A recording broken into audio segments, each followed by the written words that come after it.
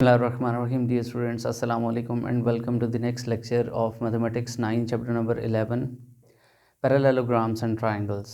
देखिए आज के इस लेक्चर में हम 11.1 थ्योरम को कवर करना चाहेंगे, लेकिन उसको स्टार्ट करने से पहले आपको काफ़ी सारे कॉन्सेप्ट्स को समझना यह ज़रूरी है। तो स्टार्ट लेते हैं। सबसे पहले देखिए कि अगर टू लाइंस पैरेलल हों, यानी अगर आपको ये प्रोवाइडेड है कि ये दो लाइंस एक दूसरे के पैरेलल हैं, तो फिर अगर आप इस लाइन को सपोज़ करें जो कि इनको कट करती है, यानी एक ट्रांसवर्सल है, तो फिर जो इस किस्म के एंगल्स होते हैं, फॉर एग्जांपल इसको मैं 1 और इसको मैं 2 कह दूं, तो ये 1 और 2 एंगल्स कोरिस्पॉन्डिंग एंगल्स कहलाएंगे।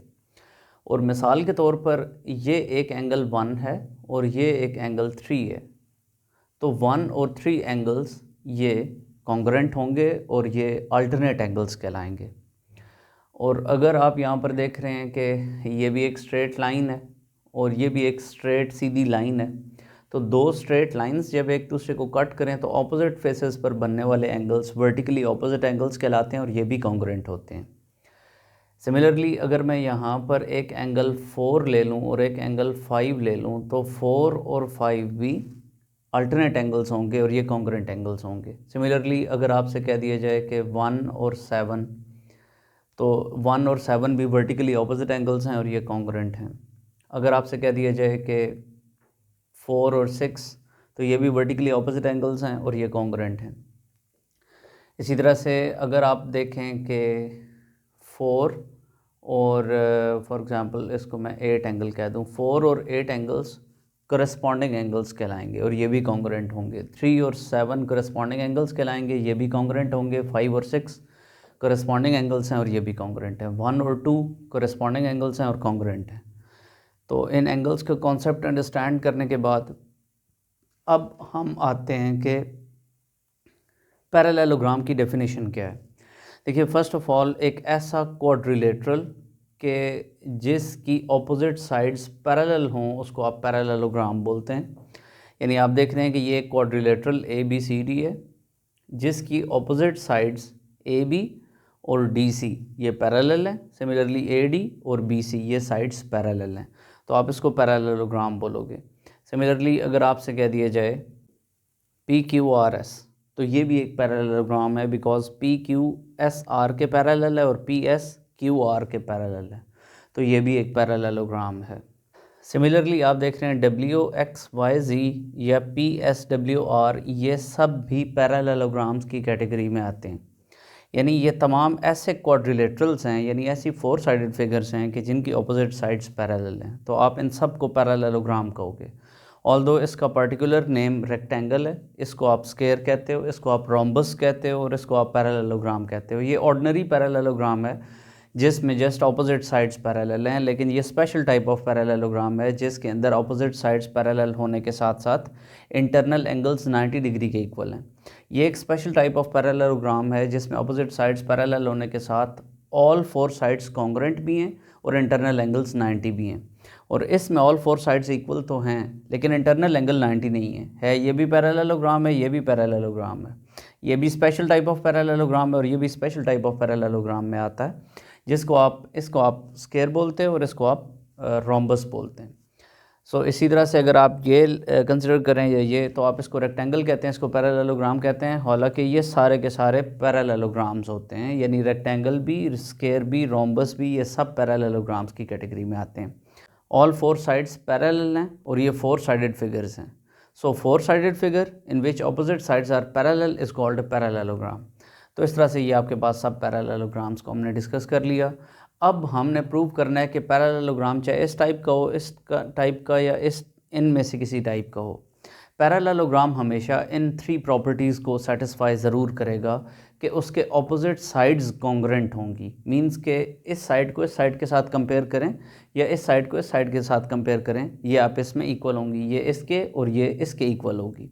तो आप इसमें भी ऐसे ही देख रहे हैं कि ये इसके इक्वल है और ये इसके इक्वल है, और इसमें भी आप देख रहे हैं कि ये इसके इक्वल है और ये इसके इक्वल है और ये इसके और ये इसके इक्वल है। इसी तरह नेक्स्ट ये प्रॉपर्टी हमेशा सेटिस्फाई करेंगे कि angles in a parallelogram opposite angles are always congruent. यानी ये एंगल चाहे एज्यूम कर लेते हैं 75 डिग्री का, तो ये एंगल भी 75 डिग्री का होगा। आप इस एंगल को एज्यूम कर लें, ये एंगल अगर कोई x डिग्री का है तो ये एंगल भी x डिग्री का होगा। इसी तरह से आप इस एंगल को देख रहे हैं कि ये 90 है तो ये एंगल भी 90 है, ये 90 है तो ये भी 90 है। इसी तरह से इसमें भी ऑपोजिट एंगल्स कॉन्ग्रुएंट हैं और इसमें भी ऑपोजिट एंगल्स कॉन्ग्रुएंट हैं।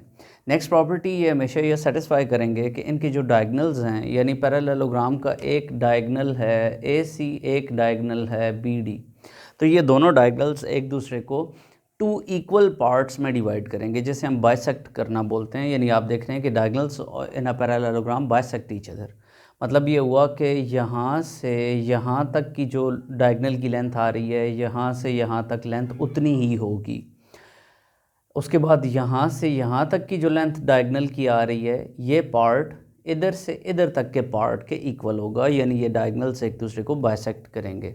इसी तरह से अगर आप इस डायगनल को और इस डायगनल को आप इसमें कट करवाते हो तो ये दोनों डायगनल से एक दूसरे को 2 बराबर हिस्सों में डिवाइड करेंगे। सिमिलरली यहाँ पर जितने भी आप डायगनल्स इन तमाम पैरेललोग्राम्स में लेंगे तो ये सब डायगनल्स एक दूसरे को बाइसेक्ट करेंगे, मींस कि ये 2 बराबर हिस्सों में डिवाइड करेंगे। तो हमने 1 बाय 1 इन तमाम चीज़ों को प्रूव करना है कि पैरेललोग्राम चाहे किसी भी कैटेगरी का हो, वो हमेशा ये 3 प्रॉपर्टी सेटिस्फाई करता है। तो हम एक ऑर्डिनरी पैरेललोग्राम ABCD लेते हुए इस थ्योरम को स्टार्ट करते हैं और इसके तमाम इन प्रॉपर्टीज़ को प्रूव करते हैं। तो लेट्स स्टार्ट 11.1 थ्योरम।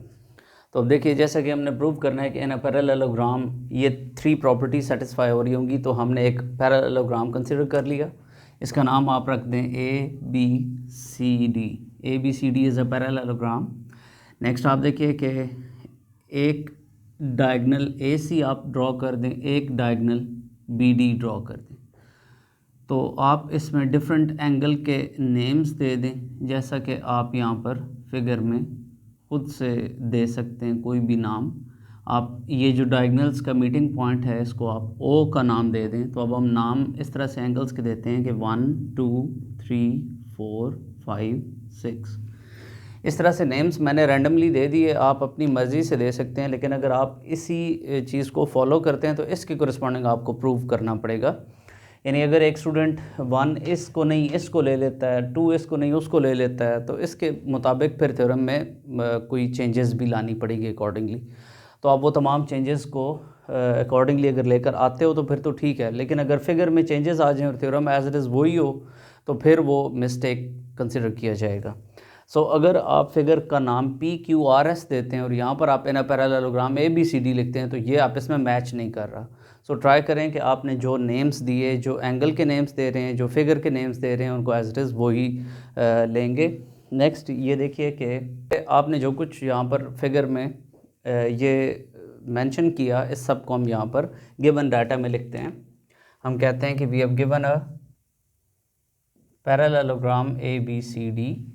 आप देख रहे हैं कि पैरेललोग्राम में अपोजिट साइड्स पैरेलल होती हैं, इसलिए आप मेंशन कर दें कि AB side is parallel to DC side and AD side is parallel to BC side. इस साइन को पैरेलल साइन बोलते हैं और इनको आप साइड्स के लिए यूज़ करते हो, लाइन सेगमेंट्स के लिए या साइड्स ऑफ अ पैरेललोग्राम के लिए।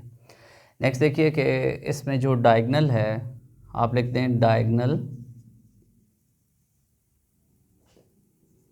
AC and diagonal BD meets each other at point O। इस तरह से आप मेंशन कर देंगे कि O पॉइंट पर ये डायगनल्स एक दूसरे को मीट करते हैं। अब इसमें टू प्रूव लिखते हैं। फर्स्ट ऑफ ऑल हमने प्रूव करना है कि ऑपोजिट साइड्स आर कॉन्ग्रुएंट। इसका मतलब है साइड AB को कॉन्ग्रुएंट प्रूव करना है साइड DC के फर्स्ट स्टेप पर, और AD साइड को कॉन्ग्रुएंट प्रूव करना है BC साइड के। एक काम तो हमने ये करना है। दूसरा काम जो हमने करना है वो है ऑपोजिट एंगल्स आर कॉन्ग्रुएंट। इसका मतलब है एंगल DAB को कॉन्ग्रुएंट प्रूव करना है एंगल BCD के।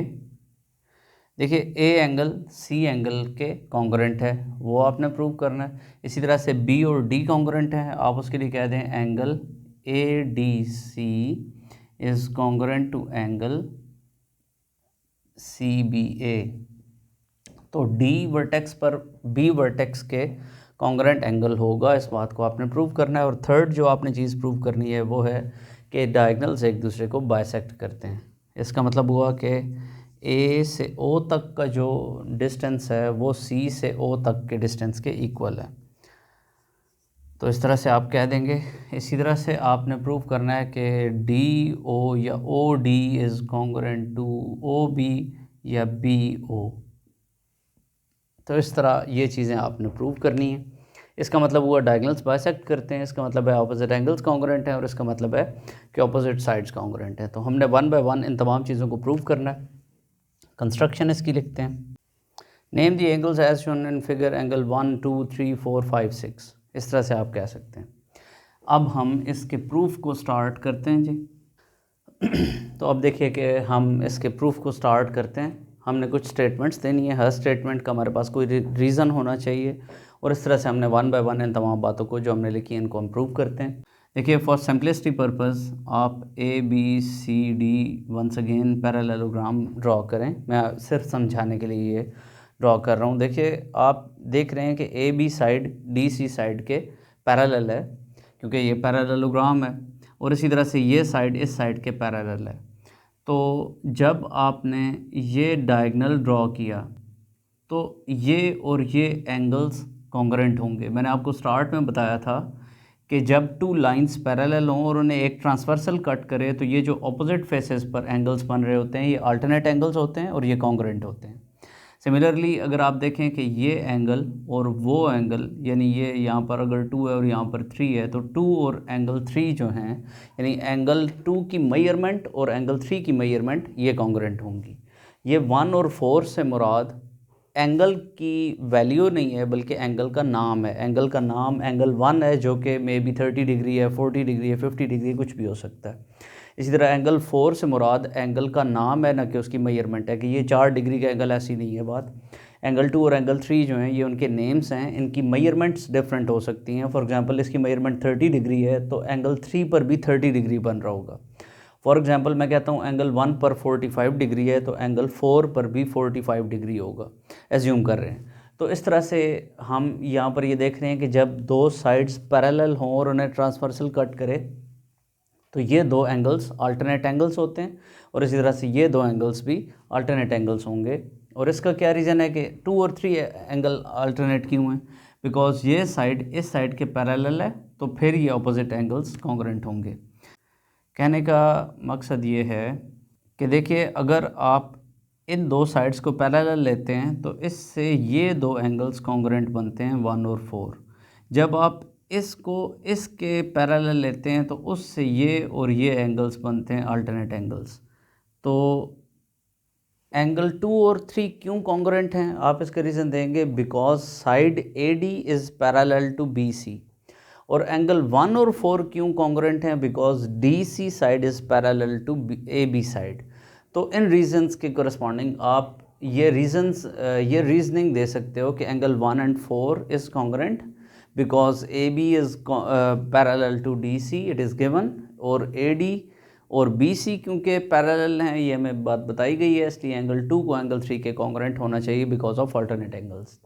हम इनको करेंगे क्या, इसको भी हम देखते हैं। फर्स्ट ऑफ ऑल हम करस्पॉन्डेंस ड्रॉ करते हैं ABD ट्राइंगल की। आप लिखेंगे triangle ABD in correspondence with, देखिए AB को CD रिस्पॉन्ड कर रहा है, तो आप लिखेंगे ABD CDB,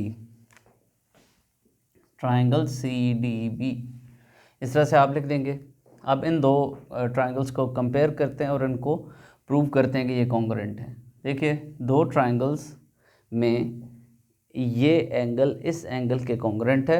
इसका रीज़न क्या है? एंगल ABD में 4 एंगल आ रहा है, तो आप एंगल 4 को इसके नीचे लिखेंगे। Angle 4 is congruent to angle 1। Angle 4 1 की क्यों कॉन्ग्रुएंट है? Because AB side is parallel to DC side, और ये अल्टरनेट एंगल्स बन रहे हैं।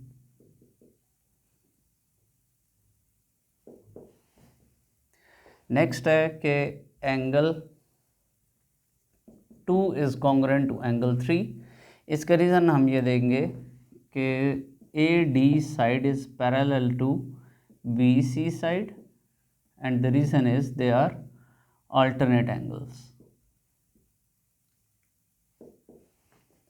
नेक्स्ट देखिए, इस ट्राइंगल और इस ट्राइंगल में एक लाइन BD जो है, ये लाइन सेगमेंट कॉमन है, तो आप कहेंगे कि BD is congruent to BD because it is common and common side is always self congruent।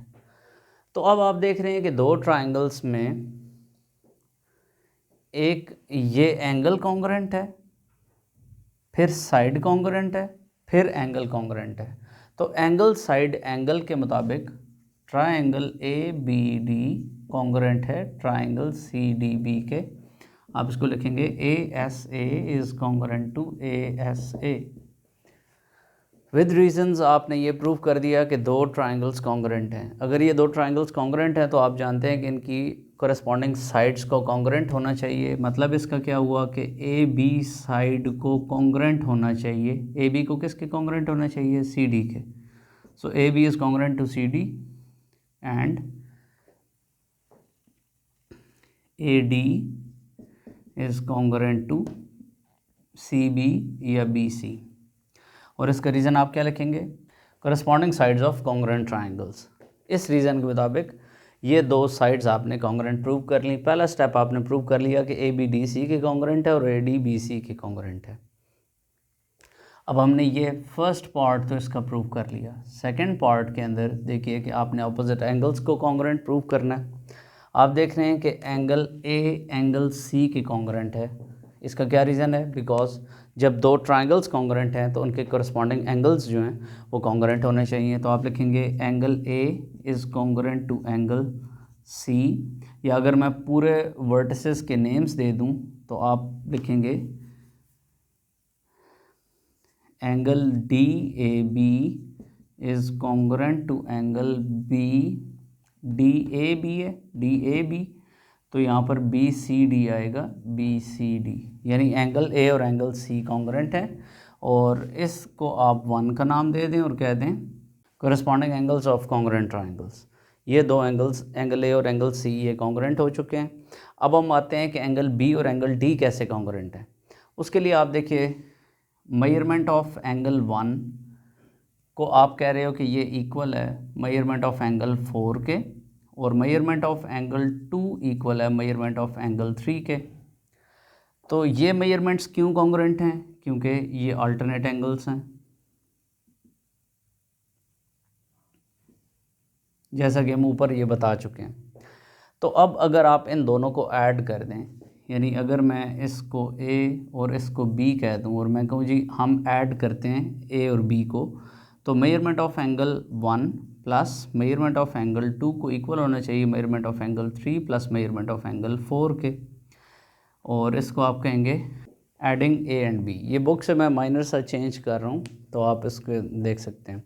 1 और 2 को ऐड करें तो 1 और 2 को ऐड करने पर टोटल एंगल D बनता है, और 3 और 4 को ऐड करने पर टोटल एंगल B बनता है।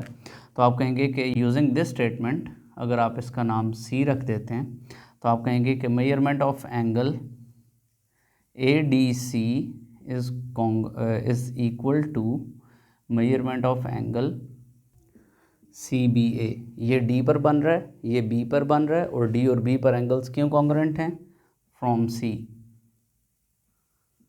क्योंकि इस स्टेटमेंट में हमने ये बात कह दी है। मेजरमेंट जब आएगा तो इक्वल साइन डालेंगे, और जब आप मेजरमेंट नहीं डाल रहे तो फिर कॉन्ग्रुएंट साइन डालेंगे। ये छोटी छोटी सी चीज़ें आप देख लें। आपने इसका नाम 1 दिया, इसका नाम आपने 2 दे दिया, तो आप 1 और 2 को देखिए यूज़ करें तो आप कह रहे हैं कि दोनों एंगल्स कॉन्ग्रुएंट हैं, ऑपोजिट एंगल्स कॉन्ग्रुएंट हो चुके हैं। अब हमने लास्टली ये बात प्रूव करनी है कि डायगोनल्स इनके बाइसेक्ट करते हैं। अगर आप ये प्रूव करना चाहते हैं कि डायगोनल्स बाइसेक्ट करते हैं तो उसका मतलब आप ये प्रूव करना चाह रहे हैं कि ये लाइन सेगमेंट इसके कॉन्ग्रुएंट है और ये इसके कॉन्ग्रुएंट है, और उसके लिए आपको इस ट्राइंगल को इस ट्राइंगल के साथ कंपेयर करना पड़ेगा। तो अब आप लिखेंगे triangle AOD in correspondence with triangle. देखिए AOD को COB रिस्पॉन्ड कर रहा है, COB। अब आप इसमें देखिए कि आप किस स्टेटमेंट के मुताबिक कह सकते हैं कि एंगल 2 एंगल 3 के कॉन्ग्रुएंट है। Angle 2 is congruent to angle 3 because they are alternate angles, because ये साइड इस साइड के पैरेलल है। तो आप लिखेंगे कि A D is parallel to B C, और ये अल्टरनेट एंगल्स हैं, और अल्टरनेट एंगल्स जो होते हैं ये कॉन्ग्रुएंट होते हैं। तो एंगल 2 और एंगल 3 ये कॉन्ग्रुएंट हो गए। Angle 6 is congruent to angle 5। आप एंगल 5 इधर और एंगल 6 इधर लिखें तो उसका मतलब है कि 5 उसमें आ रहा है और 6 इसमें आ रहा है, जबकि ऐसा नहीं है। एंगल 6 इस ट्रायंगल में आ रहा है, एंगल 5 इस ट्रायंगल में आ रहा है, तो आप इसको अकॉर्डिंगली लिखेंगे। एंगल 5 और 6 क्यों कॉन्ग्रुएंट हैं? क्योंकि स्ट्रेट लाइन्स जब एक दूसरे को कट करती हैं तो ये वर्टिकली ऑपोजिट एंगल्स होते हैं। तो आप लिखेंगे वर्टिकली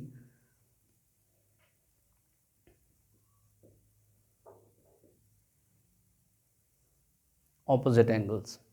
अब देखिए कि A D is congruent to B C. इसका क्या रीज़न है? ए डी क्यों कॉन्ग्रुएंट है बी सी के? क्योंकि आपने यहाँ पर प्रूव कर दिया था कि A D and B C are congruent. तो आप इसका रीज़न देंगे ऑलरेडी प्रूव्ड। तो ऑलरेडी जब एक चीज़ प्रूव हुई है तो आप उसको यूज़ कर रहे हैं, और आप कह रहे हैं कि triangle A O D congruent है ट्राइंगल सी ओ बी के।